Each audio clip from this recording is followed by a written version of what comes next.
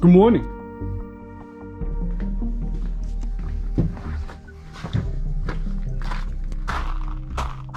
From the beautiful countryside of good old Wellington, New Zealand. I love this place. As you can see, the Kalahari Ferrari is back in the workshop, back in the laboratory, back on the operating table. So what have we done so far? We're in the process of going through the wiring to figure out how we're going to wire that sucker up. And then I'll shortly be putting that and the transfer case back in temporarily. And my plan is to basically get the thing together, running and driving, so that I can move it in and out at will under its own power. So there's no need to push it around like it's currently being pushed around everywhere. But aside from that, basically what I've been doing is just going through the wiring and figuring out, with the help of the wiring diagram for the Mitsubishi, what is where, and you know, what I need to leave inside the Mitsubishi and take out of it versus what is needed for the 1UZFE. That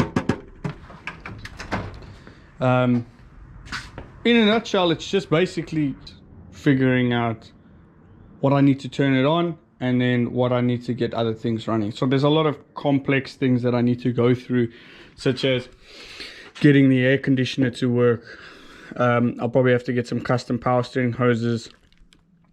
I'm probably going to want to put a better power steering cooler in than that, because I don't think that's going to be really enough. As well as this whole area here needs to be cleaned and sprayed and treated. I would love to lift the body of the chassis and do that, but there's no space for that right now, so that'll have to come at a later stage. Essentially, where we are, if we take a walk around, so there was a massive spider here which has gone under the door somewhere, so that's fun. The terror, there's imminent terror behind me while I'm working the whole time. So as you can see, I've had the transmission wiring harness reconnected and just the old range switch fitted so that I could go through neutral switches and things like that. Underneath the dash, that connector there is for the transmission control unit, which you can see above it. This pin that I've removed is for the throttle position sensor, a signal that gets to the transmission control unit, obviously for gear changing and load sensing and all that stuff. But this obviously I need to have the voltage enhancer or the step up unit put in, so I've just taken that out in the meantime to have a look at how it works. The rest of it will go around this side. We've removed a lot of the rear out. I might have to take the two seats out, I don't know, we'll see how that goes. But essentially, I don't know if the lighting is good here, but this is where the engine control unit for the Mitsubishi sits. So this is the main loom that comes through a engine wiring harness grommet that comes to the firewall. The problem is it's attached. You can't really see. Where's the torch? Make it better. So I don't know if you can see that. You see how the wiring harness is attached? So the dash harness and the engine harness are actually joined, not like directly joined, but the harnesses intertwine and route through. Obviously they do that for efficient when assembling the vehicle, to have the dash harness in, boop, wiring harness through. But for guys who want to do modifications like this, it's a bit of a pain. So some of the stuff that I've got, I've already identified. Oh.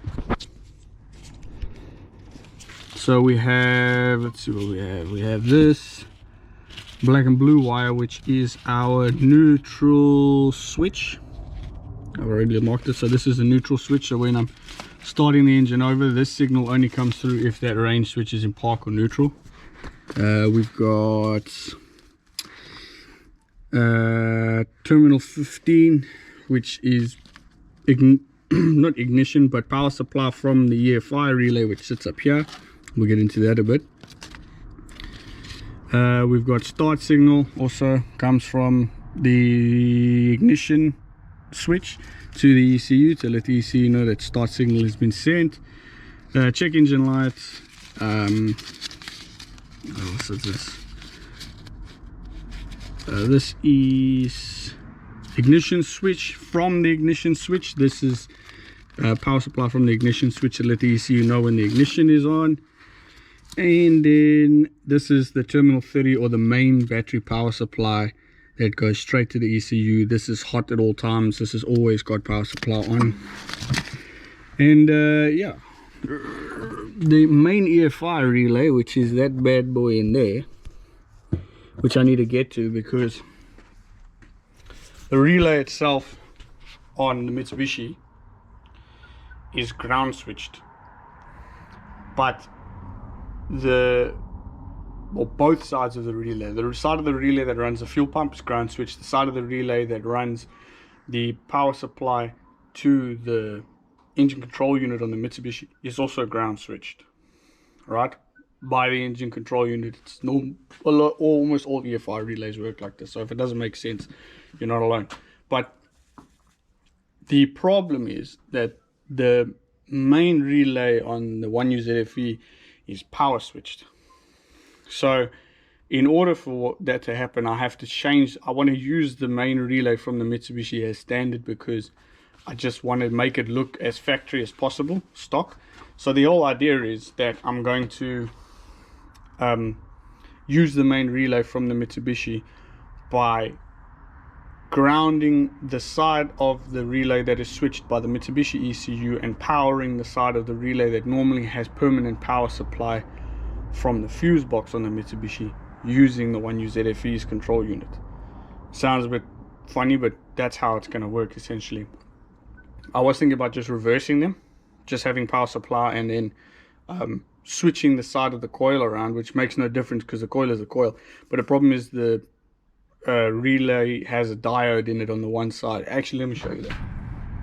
Okay, so this is the engine wiring diagram from the Mitsubishi. Let's just go to the page that I need to be on, which is 168. Shows you I've been here a bit. Zoom in. So this is the main relay for the Mitsubishi for the 6G74 automatic transmission. Now, so directly from the fuse box coming down, you'll see it bridges off into two parts of the relay. One, the side of the relay that is the switch, the other side of the relay, which is the coil. So this has permanent power at all times. As you can see, if I go a little bit closer, it's not really coming into focus, but that is a diode. So that means that current can only flow in one direction. All right, if I had to swap it around and use this side to power the relay and earth this side, it wouldn't work, because current wouldn't be able to flow through that diode. So the relay wouldn't activate at all. If I go further down, you can see that this is the part of the ECU. So this is power source, but this is power source turned on by the EFI relay. The difference between this and the main power source is you have two power source inputs on an ECU at most times. You'll either have permanent battery power for memory feedback and things like that, and you'll also have a switched power source, which is on when the vehicle gets ignition turned on or the EFI relay gets turned on, things like that. It's just the way the system is designed. One is a backup power, so if there's a failure from this relay, I'm pretty sure the backup power can provide power to the ECU and the ECU can still work. I'm not 100% sure. You'd have to test that in real world to see if that actually functions, or if the system just shuts down but this relay doesn't, if this relay doesn't activate, but that's regardless. Anyway, so as you can see, it comes down, and the engine control unit itself is earthing it, a little transistor there. So this will earth the relay, which will turn on this coil, which will then act as an electromagnet, pulling the switch closed, and power will flow down to our ECU, and then I think this goes to the injectors or something else. The other side of the EFI relay operates much the same, but it gets power supply from the ignition. So once the ignition is at IG1 stage, power will flow through here down to the coil. This is also power supplies for other areas in the vehicle which are not really important right now. We'll have to check that later as to figure out what we're going to power on here, coils, injectors, such things like that. Obviously the idle stepper motor will be controlled by the main EFI relay or MREL on the 1UZFE, which I'll be running through here, and that will then power this, which allows it to have power after you've switched the ignition off, shut the engine off, to allow that to reset. The other side is this section of the relay is for the fuel pump. So this goes down to C. If we go carry on down to C, you'll see that C, whoop, there's C there. It's really not focusing well, but anyway, there is C there, and C comes down to the fuel pump itself and the fuel pump check connector, which won't be a part of the harness, but regardless, I'll be using that. So if we go up, this fortunately has no diode in it, so essentially I can use this relay whichever way I want and it'll still activate. But the nice thing is the fuel pump control circuit on the 1UZFE over there is actually earth controlled. So I can leave this relay exactly how it is on pin 7 and 5. I just take pin 5 or pin 8 on the connector at the engine ECU C41, remove it and put it into my connector for the fuel pump control on the 1UZFE's control unit. That way this side of the relay will operate exactly the same, and I won't disturb any other power supply in this region here. Perfectly fine. The other side of that is because the 1UZFE uses a fuel pump resistor, I'll be running it without a resistor, obviously, because there's no need for it. But I'll have to build a dummy relay in additionally to this relay that pretty much works off this relay, because if the fuel pump relay, not circuit opening relay, so this will act as the circuit opening relay in the Toyota's system, and then I'll have an additional relay built in which will be the fuel pump control relay, which will just be a dummy relay which will activate off the back of this relay of the power supply here by the fuel pump control relay signal on the 1UZFE. That way it prevents the engine light coming on for that relay, for the fault if the relay is not there or not working. I'm pretty sure that's how it works from what I've researched. Anyway, so that's the idea behind that. That's why you can see I'm busy just removing a whole bunch of things and getting it ready to, separate the wiring harness and leave what I need in here and take out what I don't need and just put it aside or sell it or whatever. The other side of that is there are other few things that need to be addressed, like this is the temperature gauge for the cluster, so this will have to stay behind, or I can remove it here from, I can remove the main harness itself, but in there I will have to isolate this because this runs directly to the cluster. So you're going to need to remove that from the harness that you're removing so that you can add that to the, I took it out somewhere. Now I don't know where I've put it. Over there, where that temperature switch is for the cluster on the 1UZFE or the Toyota, and this temperature gauge, not switch, and this temperature gauge is for the engine control unit. So I'll be running that to the cluster as well as other things for the tacho and all those things I'll have to be removing. I'll show you how I've done that essentially as we go on. And then a few other things that I'll have to add in, because this comes with a viscous fan. That also comes with a viscous fan. Not, maybe wrong. No, doesn't matter. I don't think so. But I'll be adding a fan control relay for temperature, which I'll wire into the circuit. The other thing is, what else? Oh, the AC system, which I'll need to wire in. So this is the dual pressure switch connected here. This is part of the engine bay harness, but not part of the engine wiring harness, so that's fine. That I'll have to implement into the 1U ZFE as well, because both of these engine control units operate the same, in the sense that the AC panel sends a signal to the ECU to say turn on the air conditioner, and then the AC English, motherfucker, do you speak it?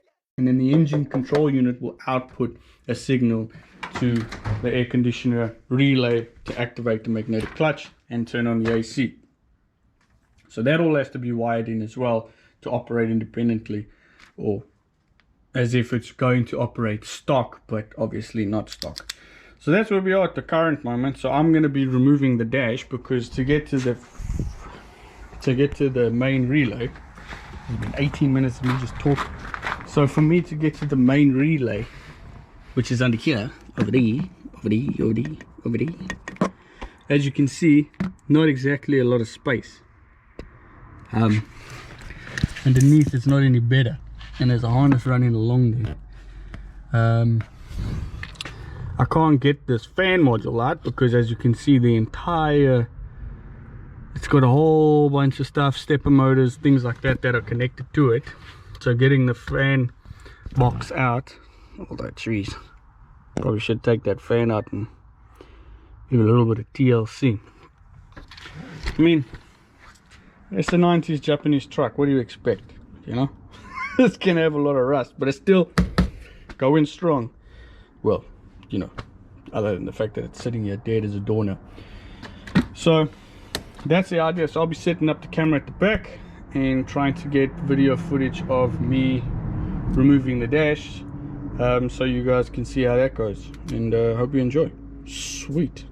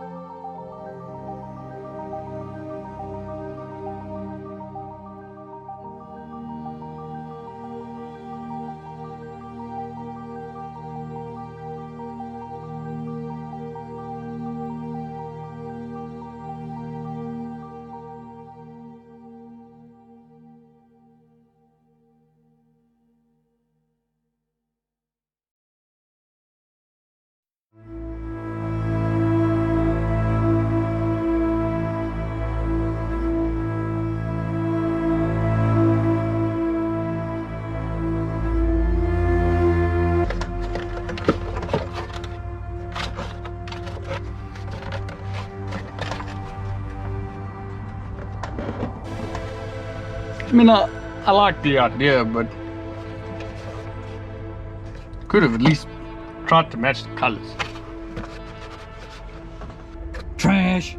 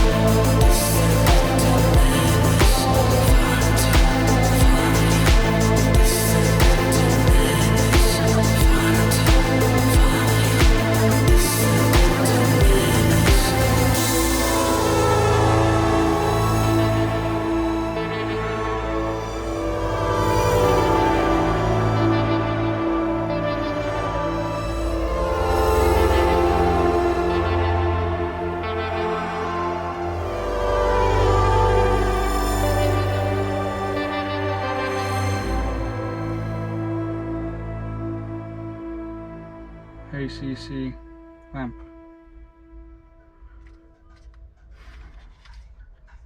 God bless the old days, you know. Components had the layout of the power distribution on them. Not like that anymore. I work with Audi. If you've ever seen an Audi wiring diagram, other than the colors, the size of the wire, and maybe its destination and where it comes from, there's very little information on the wiring diagram. They don't show you where the transistors sit inside the control unit. They don't show you if it's system power supply. They don't show you if it's an earth. They don't show you if it's an input or an output. They don't show you if it's a 5-volt reference line. Yeah, I mean, I understand it's more modern, so you're gonna have most of your communication is going to be based off canned and flex array and whatnot, but still, you know, it's helpful. These, on the other hand, you can decipher the entire wire, you can decipher the entire structure and operational principle of the car electronically just by looking at the wiring diagram, if you have some knowledge, obviously, or if you're pretty savvy with wiring. Yeah. Okay, so that bolts from the inside. That means, you know, this tool was cheap at Bunnings. Little torch on it.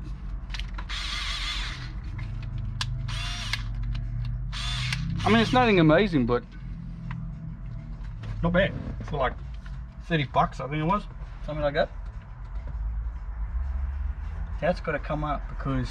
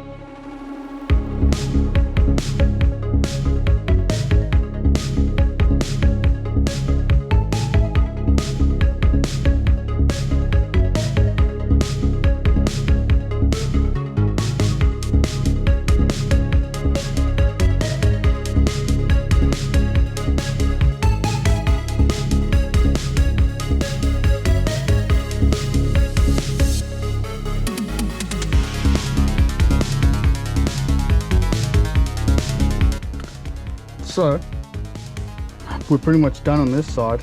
I'm going to shift over to that side and carry on over there.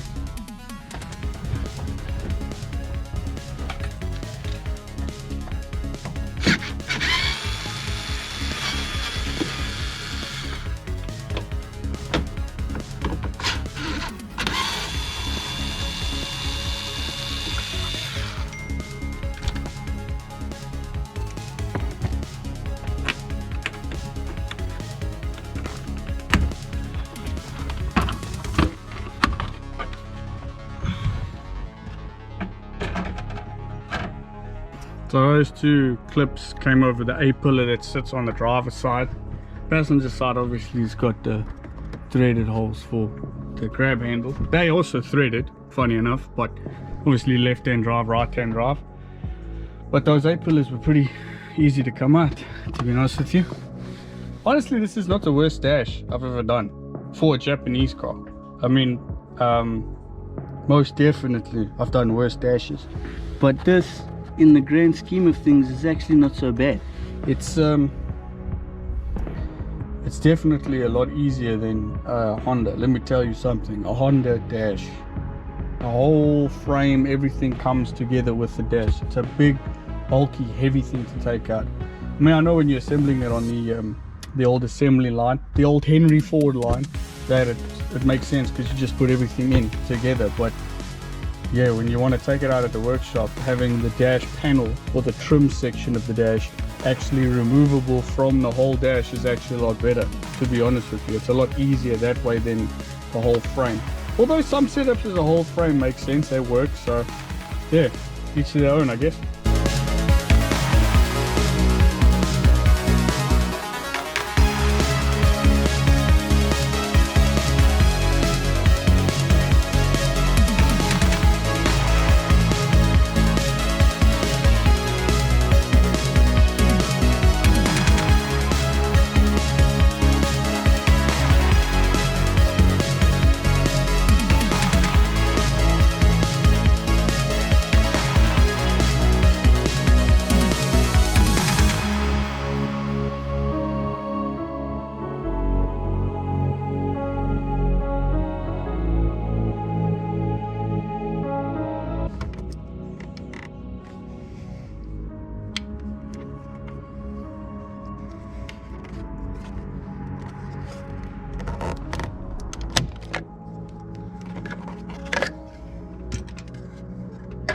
That was fun.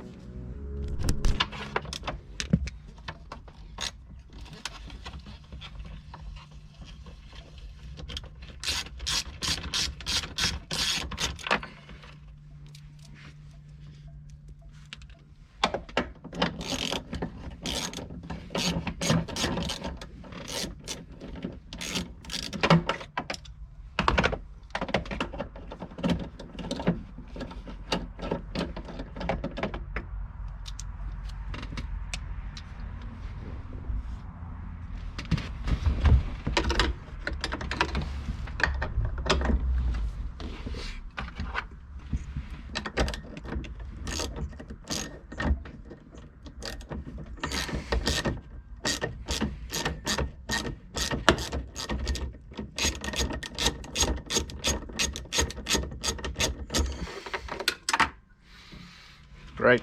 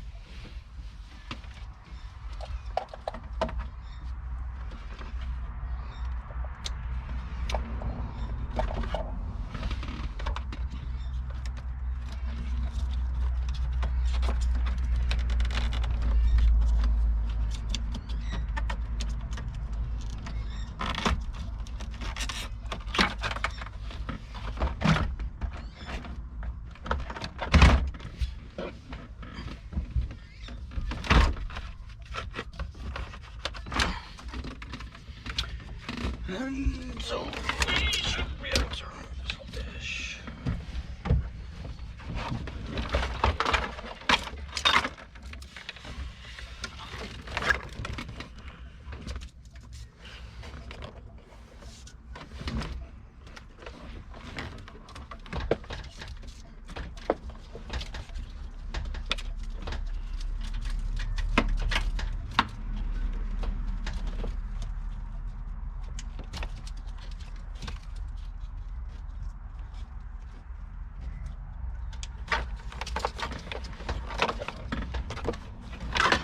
Ladies and gentlemen, that is the dash out. Sweet.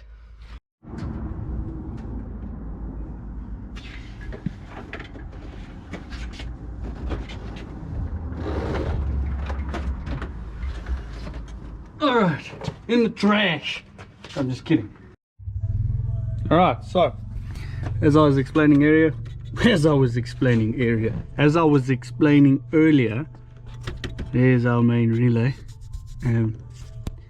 Yeah, this is obviously the split where the harness comes from the front and runs to headlights, things like that, as well as I'm pretty sure these are some of the main power distribution cables to the front of the vehicle, ignition, so on and so forth. Right now I'm not really concerned about this. I'm going to remove this bracket, which the Japanese are nice enough to, well, Mitsubishi was nice enough to make removable because there's bolts there. See my work light, yeah, getting a suntan. And then we'll drop that out. That'll give us enough space to most likely remove this blower motor housing, and then we'll have all the space in the world to have a go at our wiring and start testing what we need, what we want, so on and so forth. It'll give me a chance to have a look at the heater core as well, because some of the Gen 2 Pajeros had known issues as they got older for heater cores, and I can have a look inside there and see what it looks like. If it looks really, really bad, we may even take this whole setup out and clean it up, because I mean, you breathe this stuff in, so you want it to be clean and nice and healthy for you, in a sense. This was the time when they didn't have interior cabin filters as well, so whatever came out of here, you know, that was going in your lungs. So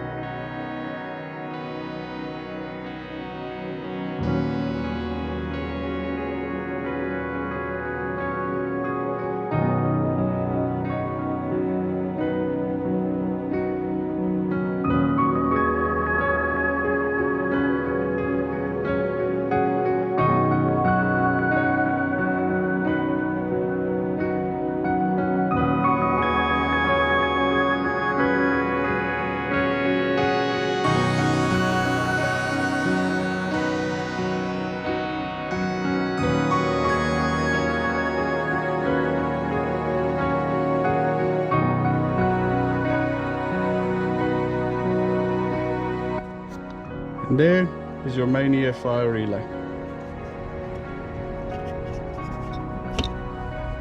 I mean, it's just a relay, but it's just, you know, meant to be special. So now I need to take this out. The GoPro is going to die in a few seconds, so it's a couple of bolts. I'm going to have to shift this whole unit to the side, disconnect the linkage, and then basically drop it out the bottom. So while the GoPro charges the battery, I'm going to do that, and then we'll get back to you. Oh, it's sweet. So now we've got a bit of power back in the GoPro. We can have a look around here. I'm getting my trusty Steve the screwdriver. Steve the screwdriver. I said Steve, but I prefer Steve the screwdriver. Anyway, so a couple of things that I've noticed while in here is the heater core looks okay. It's all got a lot of surface corrosion, obviously from the moisture and the air passing through the fins, or the fins, the grills, the grit, the whatever, the part of the radiator itself that helps to disperse the heat, or where the airflow goes through. But other than that, it looks okay, so I might be okay to get away with leaving it for now. The other side is, there's our harness, all nice and ready for me to tear it apart. Yeah, so now I need to strip out all this insulation on the wiring. This is the plug for the main relay. So then I'm going to start figuring out, excluding these wires that I've already isolated, the rest of the wiring harness that I can separate from the dash harness, and then bring the Toyota's harness in through here and mate it with what's already in this position. Yeah, that's the easy part. The hard part is, if we go have a look over here, this is obviously the blower motor housing and the evaporator core housing. If you look in there, yep. So if you ever buy an old 90s Japanese vehicle and you want to know what the inside of the evaporator core looks like, that's probably what it looks like. Because like I said, this is before the days of a cabin filter that could collect all the dust particles and shit that would enter through the air intake on the bulkhead. And it gets accumulated there, and obviously it just builds up dirt, so you're breathing that in. So yeah, if you buy one of these, it might be a good idea to just pull the dash out, take one of these out, clean it, put it all back together, and maybe get some AC system treatments, like a can you put in the middle of the car, spray it, it goes around. It just helps kill mold and bacteria build up and stuff. It's just probably going to be better for your health. I actually had an N95 mask on earlier while I was busy with the dash panel thing, removing the heater core and all, so on and so forth. The other thing is all of this sponge that acts as a seal for the flaps, I'm going to have to replace, because it's, as you can see, it's just falling apart.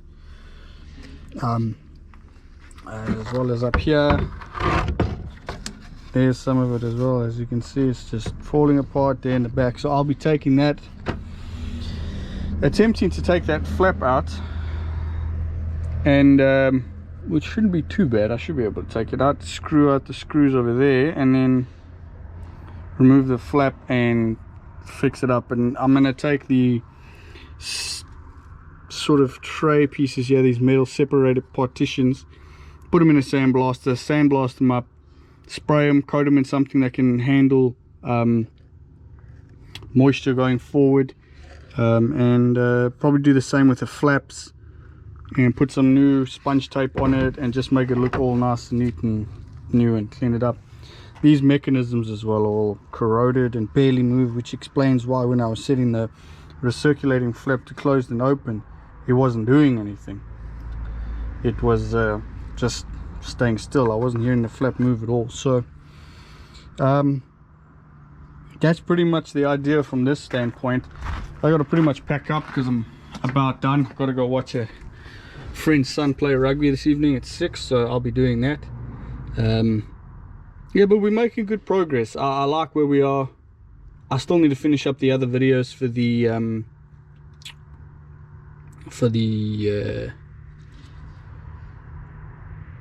automatic transmission. I still got a lot of videos I need to put together and put up, so show you guys how I did that. It's not a step-by-step, but it's just, I guess, cool viewing, if you will. Other than that, we're going to carry on pulling out the rest of the harness, and we're going to slowly, bit by bit, separate it. I won't record every single detail of that because it's going to be a tedious process of testing, checking, wiring diagrams, making sure I have the right thing.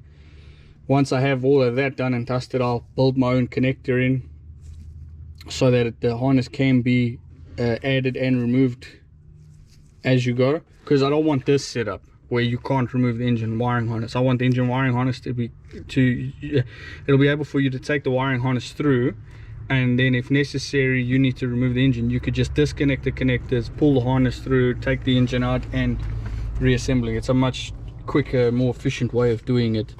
But I still want it to look factory, so if somebody comes underneath here, they don't just see connectors lying loose, and you know, it'll look as if it was designed like that at the factory, as if Mitsubishi themselves wanted a 1UZFE put in and they did it like a retrofit kit. Yeah, that's about it for now. I hope you guys enjoyed the video. Nothing too serious, just a quick one to show you guys what's going on. And yeah, once we're a bit further in the wiring situation and planning going forward about how we're going to do wiring, I'll upload videos regarding that to show how I've done it and what my plan is going forward and so on and so forth. I'm not going to put out too much information, because then if ever somebody in the future wants me to do this conversion to their Pajero, you know, maybe I can make a bit of money off it. But other than that, guys, yeah, hope you enjoy it. Yeah, look after yourselves, keep safe out there, remember, spread love, and yeah, keep pushing forward. Sweet. This is what you're waiting for. I think we're ready to rock.